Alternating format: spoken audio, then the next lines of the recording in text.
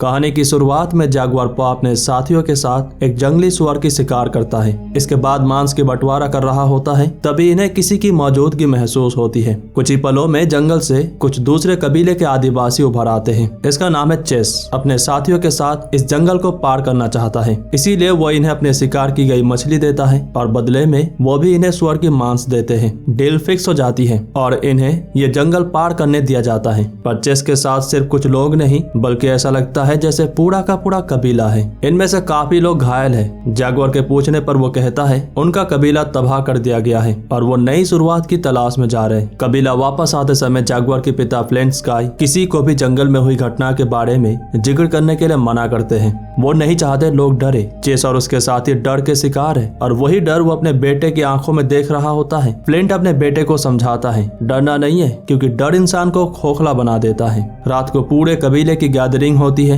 एक बूढ़ा आदमी इन्हें प्रोफेटिक कहानी सुनाते हैं, एक ऐसे रहस्यमय अस्तित्व की कहानी जो खालीपन का शिकार है। अगर उसे पूरी दुनिया दे दी जाए फिर भी उसे खालीपन महसूस होगा और वो तब तक नहीं रुकेगा जब तक यह दुनिया ही खत्म ना हो जाए। अगले दिन सुबह मायर रेडर्स इस कबीले पर हमला करते हैं, घरों को जला देते हैं। जो भी बगावत करते हैं मार दिया जाता है। इसी भगदौड़ में जगुआर अपनी प्रेग्नेंट बेबी 7 और बेटे टर्टल्स को एक खाली कुएं के अंदर छुपने में मदद कर रहा होता है, पर एक रेडर उसे देख लेता है, दौड़ने लगता है उसकी तरफ। इसीलिए जगुआर रस्सी छोड़ देता है, पर यह सुरक्षित है। इनके बीच लड़ाई होती है जिसमें जगुआर इसे टपका देता है। इधर जितने भी बच गए हैं इन्हें बंदी बना लिया जाता है। जगुआर इनकी मदद करने आता है। यहाँ उसकी लड़ाई मिडिल आई से होती है। वो लगभग उसे मारने ही वाला था, लेकिन रेडर्स के लीडर जीरो वुल्फ जगुआर को पकड़ लेता है। गुस्से में मिडिल आई जगुआर को मारने जाता है, पर जीरो उसे रोक देता है। इसे बंदी बना लिया जाता है और उसके सामने ही उसके पिता को भी। मिडिल आई को जब पता चलता है ये उसके पिताजी हैं, तो ये सैडिस्टिक साइकोपैथ ठीक जगुआर के सामने ही उसके पिता की गला काट देता है। मरते दम तक इनके आंखों में डर नजर नहीं आता।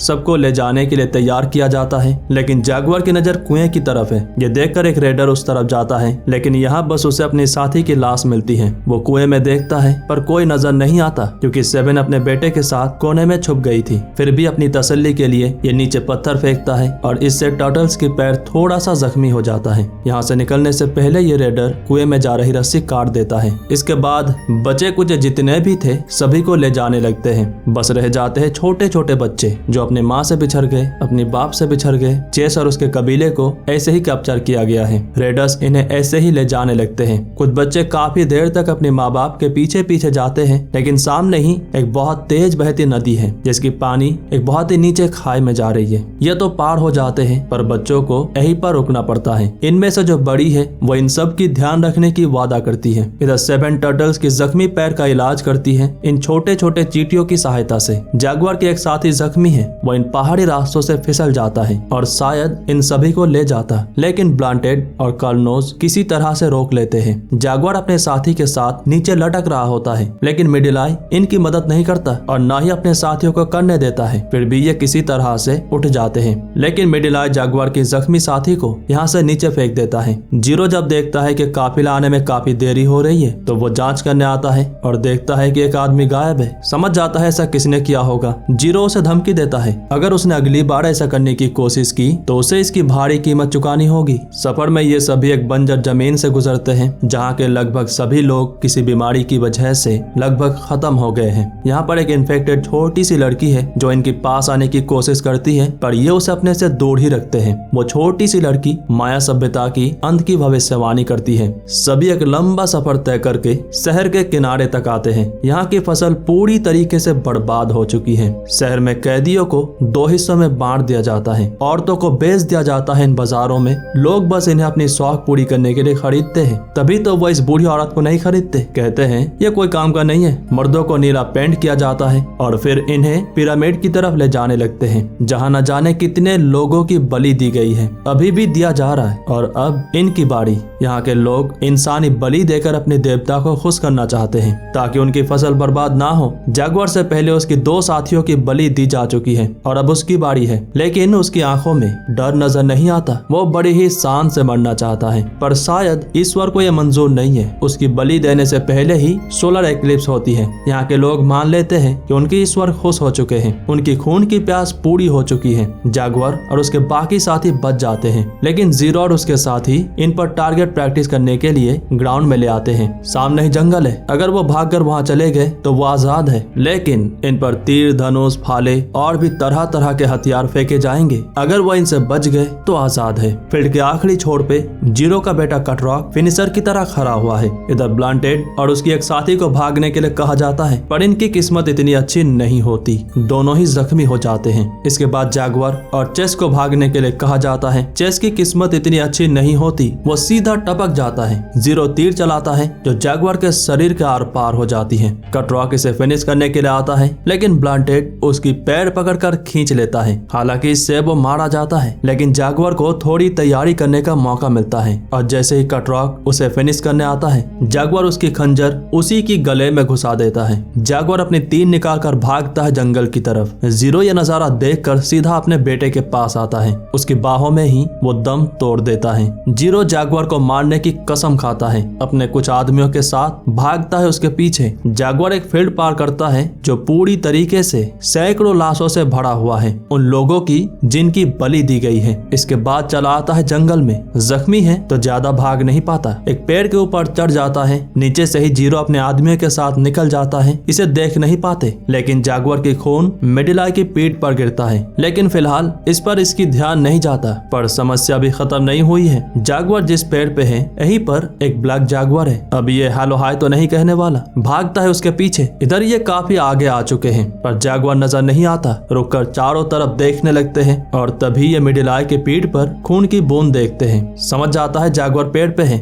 ये आसपास ढूंढने लगते हैं, लेकिन तभी किसी की भागने की आवाज आती है। देखते हैं कि जैगुआर किसी से अपनी जान बचाकर भाग रहा है। इसे जैगुआर को पकड़ने की ज्यादा चुल मची थी और जैगुआर को पकड़ने के चक्कर में ये ब्लैक जैगुआर के सामने आ जाता है और बस इसका किस्सा खत्म हो जाता है। लेकिन उसके बाकी साथी ब्लैक जैगुआर के किस्सा खत्म कर देते हैं। जैगुआर अपनी जान बचाकर इनसे भागे जा रहा है। रात हो जाती है, पर ये उसकी पीछा नहीं छोड़ते। इधर कुएं के ऊपर दो बबून्स आपस में लड़ाई कर रहे थे, लेकिन इनमें से एक नीचे गिर जाता है और सेवन और उसके बच्चे पर हमला करने की कोशिश करता है, पर सेवन इसे ठिकाने लगा देती है। सुबह हो चुकी है। ये पैर पर जैगुआर के निशान देखते हैं, लेकिन तभी एक सांप इसे काट लेता है। सांप के जहर से तड़प रहा ये बंदा बहुत ही जल्द टपक जाता है और ये जंगली सांप को भी टपका देते हैं। जैगुआर इनसे बचते बचाते वाटरफॉल के सामने आ चुका है और ये दरिंदे ठीक उसके पीछे। जैगुआर यहाँ से जंप लगा देता है। किस्मत इतनी अच्छी है कि वो सही सलामत निकल जाता है। इसके बाद जीरो को ललकारता है, अगर उसके पिछवाड़े में इतना ही दम है तो उसे पकड़ कर दिखाए, क्योंकि यहाँ से उसकी जंगल शुरू होती है।